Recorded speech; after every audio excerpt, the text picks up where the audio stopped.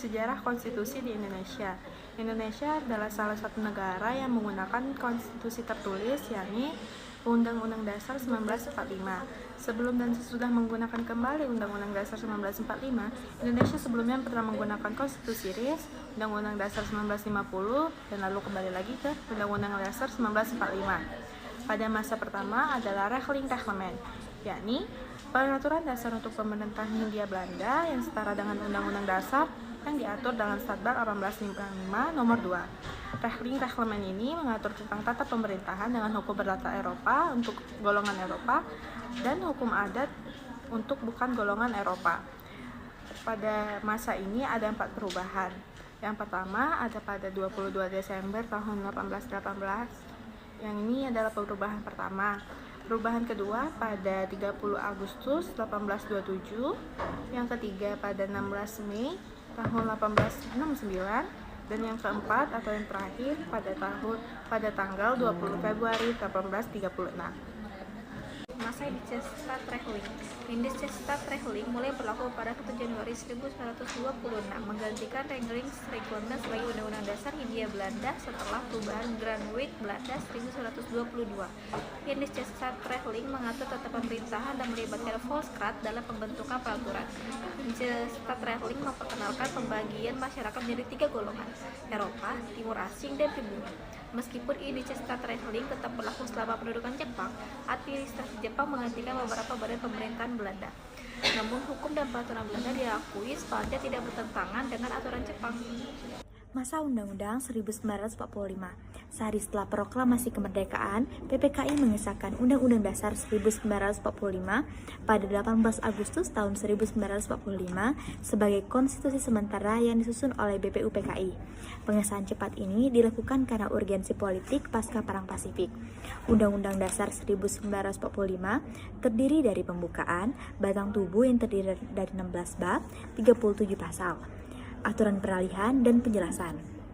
Beberapa aturan diskriminatif dari Indiscestat Regling dianulir seperti pasal 131 dan 163. Pasal 2, aturan peralihan memungkinkan beberapa aturan Hindia Belanda tetap berlaku, namun dengan perubahan. Pada 1949, Konferensi Meja Bundar melahirkan Republik Indonesia Serikat, yaitu RIS, yang berbentuk federal dengan negara bagian seperti Indonesia Timur, Sumatera Timur, dan Pasundan. Konstitusi RIS terdiri dari 6 bab dan 197 pasal yang mengatur hak-hak dasar manusia serta membagi kekuasaan antara pemerintah pusat dan negara bagian.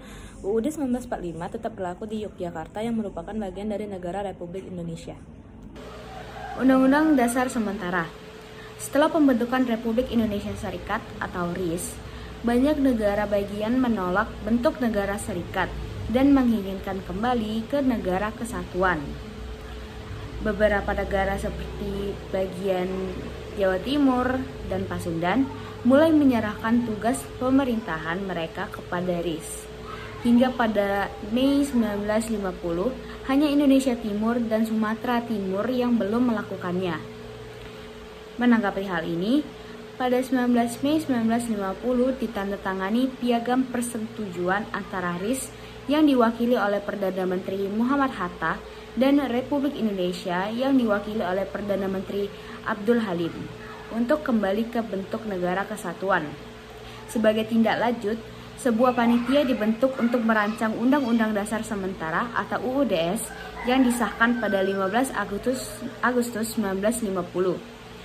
UUDS 1950 yang terdiri dari 6 bab, 146 pasal, dan aturan peralihan mengatur berbagai aspek seperti bentuk negara, kedaulatan, hak-hak dasar, serta pembentukan konstituante yang bertugas menyusun undang-undang dasar baru.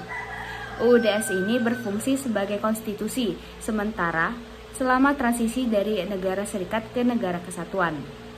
Kembali ke Undang-Undang Dasar 1945.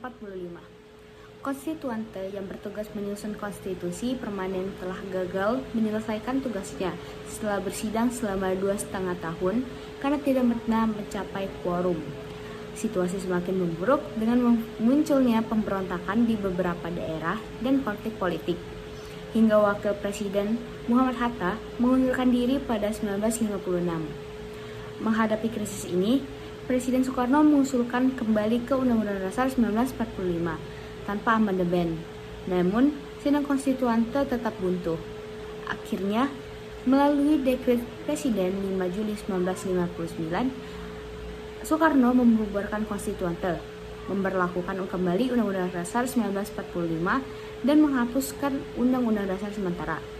Setelah reformasi 1998, Undang-Undang Dasar 1945 diamandemen sebanyak 4 kali, antara 1999 hingga 2002, yang mencakup perubahan pada sejumlah pasal dan aturan peralihan.